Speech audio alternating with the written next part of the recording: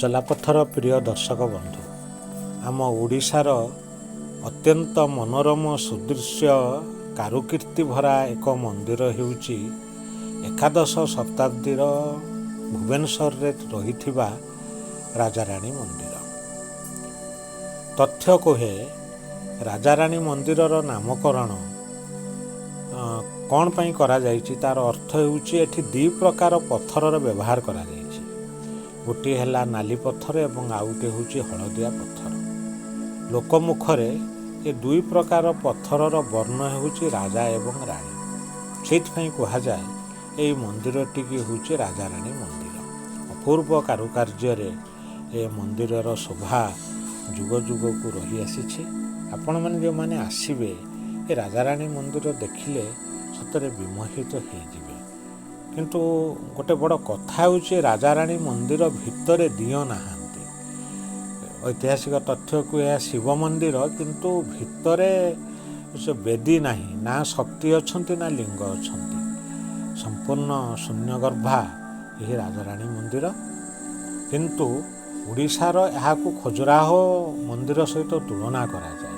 ଏତେ ସୁନ୍ଦର କାରୁକାର୍ଯ୍ୟ କୀର୍ତ୍ତି ଆପଣ ଦେଖିଲେ ଆଖି ଖୁସି ହେଇଯିବ। ଆସନ୍ତୁ ଚଲାପଥର ଏହି ଅଧ୍ୟାୟରେ ଦେଖିବା ରାଜାରାଣୀ ମନ୍ଦିର। ପ୍ରିୟ ଦର୍ଶକ ବନ୍ଧୁ, ଏତେ କାରୁକାର୍ଯ୍ୟର କୀର୍ତ୍ତି ମେଖଳା ଭିତରେ ରାଜାରାଣୀକୁ ଦେଖିଲେ କେବଳ ନୀରବତା ହିଁ କଥା କହେ। ବର୍ଷ ପରେ ବର୍ଷ ଗଡ଼ି ଯାଉଛି, ଋତୁ ପରେ ଋତୁ ଗଡ଼ି ଯାଉଛି। ସୂର୍ଯ୍ୟ ରାଜାରାଣୀ ମନ୍ଦିର ଡେଇଁ ଏପଟକୁ ଢଳି ଯାଉଛନ୍ତି, କିନ୍ତୁ ରାଜାରାଣୀର କଥା ଯେପରି ଆକାଶ ସହିତ ମିଶିମିଶି ଯାଏ। ଦର୍ଶକ ବନ୍ଧୁ, ମନ୍ଦିର ଭିତରେ ନୀରବତା, ମନ୍ଦିର ବାହାରେ ମଧ୍ୟ ନୀରବତା। ସେଇ ନୀରବତା ମଧ୍ୟରେ ଓଡ଼ିଶାର ଅତୀତ କଥା କହେ, ଓଡ଼ିଶାର ଐତିହ୍ୟ କଥା କହେ, ଓଡ଼ିଶାର କଳା କାରିଗରୀ କଥା କହେ, ଓଡ଼ିଶାର ଶିଳ୍ପୀକୂଳର ନିୟମ,